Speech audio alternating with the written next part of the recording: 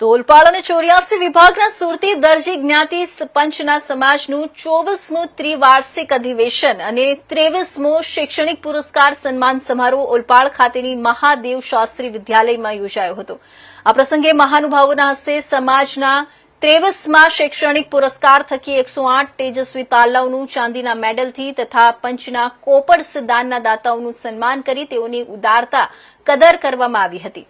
ઓલપાડ 84 વિભાગ સુરતી દરજી જ્ઞાતિ પંચનું 24મું અધિવેશન ઓલપાડ ધારાસભ્ય મુકેશ પટેલની ઉપસ્થિતિમાં સમાજના અગ્રણી દીપક એસ ટેલરના અધ્યક્ષપદે યોજાયું હતું। આ કાર્યક્રમમાં પંચના માનદ મંત્રી જિગ્નેશ પી ટેલરે સને 1922માં સ્થાપેલા આ પંચનો 103 વર્ષના ઇતિહાસનો ચિતાર રજૂ કર્યો હતો।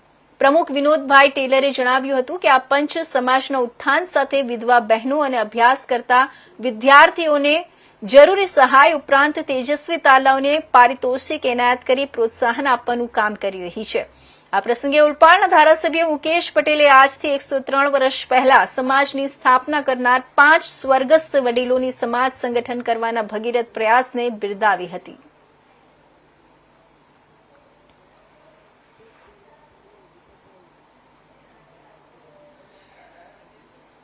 ઓગણીસો 22 થી આજથી 103 વર્ષ પહેલા કરવામાં આવેલી હતી।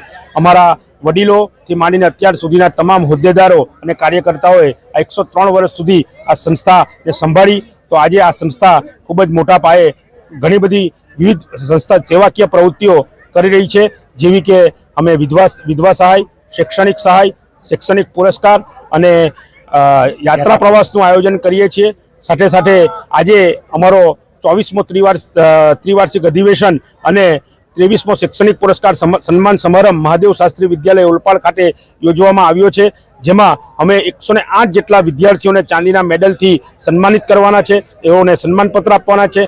આ સમારંભમાં ના પ્રમુખ તરીકે શ્રી દીપકભાઈ ઈશ્વરભાઈ ટેલર ઓલપાડ, મુખ્ય મહેમાન તરીકે શ્રી મહેન્દ્રભાઈ છગનભાઈ ટેલર સાયણ, અતિથિ વિશેષશ્રીઓ તરીકે શ્રી ઠાકોરભાઈ દયાભાઈ ટેલર નાનાવારાચા, શ્રી નરેન્દ્રભાઈ ગેલાભાઈ ટેલર રાંદેર, શ્રી છગનભાઈ ગોપાલજી ટેલર રાંદેર અને મહિલા અતિથિ વિશેષ તરીકે દીપ્તિબેન પ્રવીણચંદ્ર ટેલર અડાજણ અને બીજા મહિલા અતિથિ વિશેષ તરીકે જ્યોતિબાળાબેન મહેશભાઈ ટેલર વરિયાવ ઉપસ્થિત રહ્યા છે।